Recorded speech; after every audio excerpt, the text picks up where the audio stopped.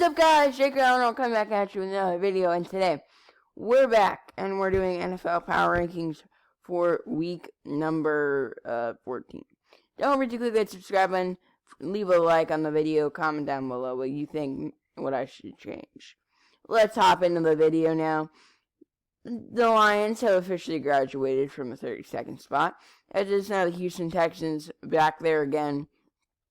Got humiliated at home by the Indianapolis Colts, and this is Tyrod Taylor's worst season of his career. He was looking great before injury, but after injury, he's just not looking the same. 31 is the Jacksonville Jaguars. Were humiliated by the Rams in LA, and Jalen Ramsey was really happy that he could just get all in at the Jags.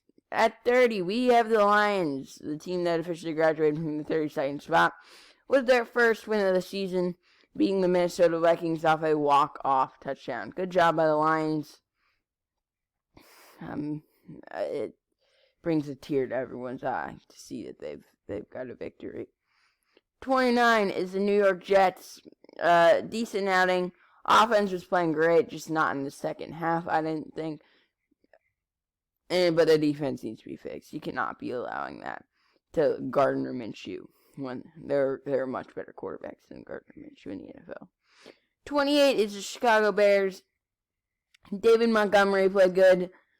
Not much else played good. Kyler Murray ran all around on the Chicago Bears, and Andy Dalton is clearly not the answer. But they are getting Justin Fields back this week. That is a high. 27 is the Saints. And we all know why I have the Saints down here, man. I think they're probably one of the worst teams in the NFL right now. They're not even that good. Sean Payton's probably the only good thing about this team. They're getting Kamara back, but they're still getting humiliated. Taysom Hill threw 4 picks. Did we think it'd be better? 26 is the Giants. I don't even remember what the Giants did. Oh, yeah, they scored 9 points in Miami. If they would have scored 1 touchdown, they probably would have won the game. But they scored 9 points, 3 field goals. The Giants cannot do anything offensively. And it clearly showed on Sunday. And Daniel Jones isn't coming back to give them any upside either. It's not like Daniel Jones is good. It's just like he's better than Mike Glennon. 25 is the Atlanta Falcons. This may seem too high, but I don't think so, man. The Falcons are still in playoff contention. But, Matt Ryan clearly cannot carry this team. And Calvin Ridley cannot return soon enough. I doubt he's going to return this season. And they're probably wishing they took a quarterback instead of Kyle Pitts. I really don't think it was the offense's fault, though. I think it's mostly the defense's fault. It's still horrific. 24 is the Carolina Panthers. They were on bye. I don't know why I have them moving up so much. But, yeah, they're moving up, I guess. Not a great outing. 2 weeks ago from the Panthers, they are firing offense coordinator Joe Brady, which I don't think is the best idea in the world. It's not necessarily his fault. But this week, a home tilt with the Falcons. 23 is the Seattle Seahawks. Got their first win in a while at home. Lumen Field on Sunday against the 49ers. It was a great win for Seattle, who needed their much-needed confidence back. And now that they have some confidence, I think the NFC is still wide open in a way that Seattle could still sneak into the postseason. 22, the Minnesota Vikings. You lost to the Lions, right? That's not a great loss. But you still have many wins against some decent teams. So, theoretically, this is going to make 0 sense, but the Lions are better than the Cardinals because the Lions beat the Vikings, who beat the Packers, who beat the Cardinals. So, theoretically, the Lions are the best team in the NFL. But, yeah, the Vikings, this week, they play today against the Steelers. Let's see if they can get a win column back. 21 is the Eagles. Great outing from Gardner Minshew. Do we have a QB controversy in Philadelphia? I don't think so. I think Gardner Minshew is a better passer than Jalen Hurts. Jalen Hurts' rushing upside is going to give the Eagles lots of victories, more than likely. 20 is the Miami Dolphins, they're on a huge win streak. And suddenly they find themselves back in the hunt for the AFC wildcard race. They could definitely still do it, as this is what the Dolphins tend to do every year. They start off slow and then end with a hot streak just to miss the postseason and not a good draft pick. 19 is the Denver Broncos. Rough outing, Kansas City. The defense played great for about 3 quarters, other than the first quarter. And just the offense could not get anything going against the Chiefs defense. Javonte Williams, though, is going to have a starting job next year for sure when Melvin Gordon leaves in free agency. And that might add another element to the Broncos offense. 18 is the Vegas Raiders, lost at home to Washington off of a field goal. Derek Carr and the offense was kind of struggling. Defense kind of struggling. All around just a struggle, but I don't hate it though. Tough loss at home to the next team up with the Washington football team.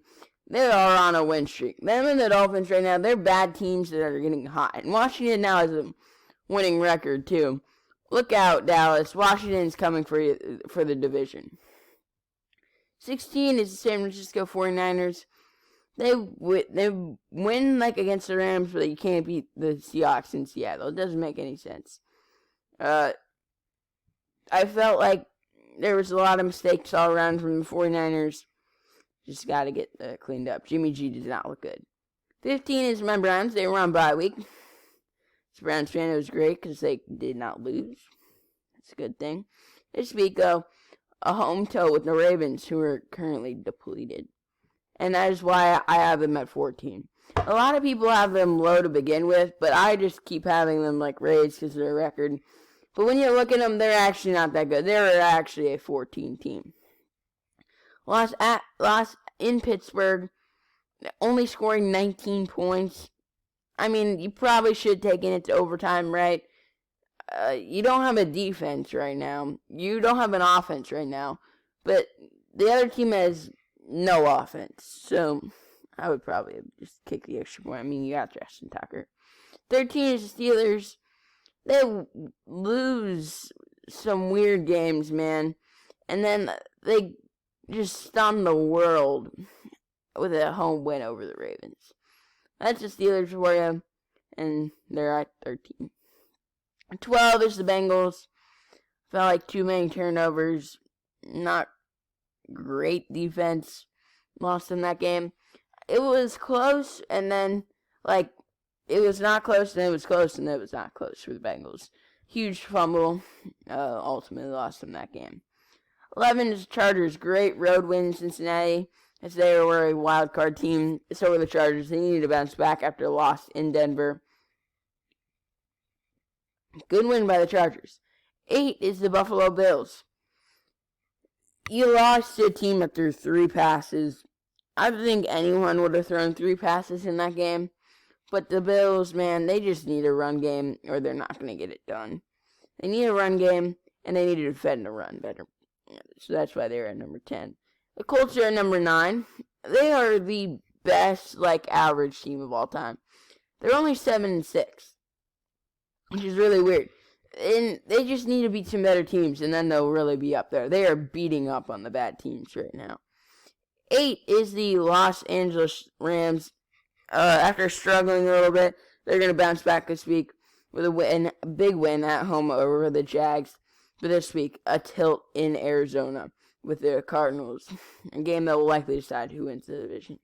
7 is the Tennessee Titans. They were on bye, so I'm just going to keep them at the same spot. But they all around needs to play better. But they have a favorable opponent in the Jacksonville Jaguars this week. 6 is the Dallas Cowboys. They won. I'm going to say that. I'm not remembering who they played. They probably played someone easy or hard. That team. Oh, yeah, the Saints are depleted. So, it wasn't a great win. But probably should be starting Tony Pollard at this rate over Zeke. The offense didn't play great, but, the defense got 4 picks. Trayvon Diggs might be defensive player of the year, but probably won't because he just gets burnt in the coverage more than he should. 5 is the Kansas City Chiefs. Sorry about that. The offense played mediocre for about 3 quarters, but the defense is one of the best in the NFL since week they learned to get a defense about 2 months ago, and they played great since the Titans game. They've been the best defense in the NFL as far as I'm concerned. Well, other than the Patriots defense, that has been just phenomenal. They're at number 4. Their defense, they're playing like the old Patriots, man. They only threw 3 passes and still got the victory. What a win by the Patriots in Buffalo to likely claim the division and might even get the AFC as they're currently first place in the AFC. I should probably have the Bucs lower than both the Chiefs and the Patriots, but they're the defending champs. Tom Brady destroyed the Falcons. I mean, what else is he going to do? Tom Brady's always going to destroy the Falcons from now to the end of time. 2 is the Green Bay Packers. They were on bye, so, they're rested for their matchup this week against the Bears at home, Sunday Night Football. I personally wish the Bengals and 49ers was probably Sunday Night Football, but, it's all good. It's probably going to get good TV ratings, but, yeah, the Packers are at 2. And at number 1 is the Arizona Cardinals, who are just really good. Went into Chicago. Kyler Murray and DeAndre Hopkins come back, and Kyler Murray ran all over the Chicago Bears. The defense still played great, even though they allowed more touchdowns than they probably should have. All they needed to do was defend David Montgomery, and that was the biggest blowout of the week. So yeah, these are my Week 14 NFL Power Rankings. Don't forget to subscribe. Leave a like on the video. Hope you guys enjoyed, and I will see you in the next video.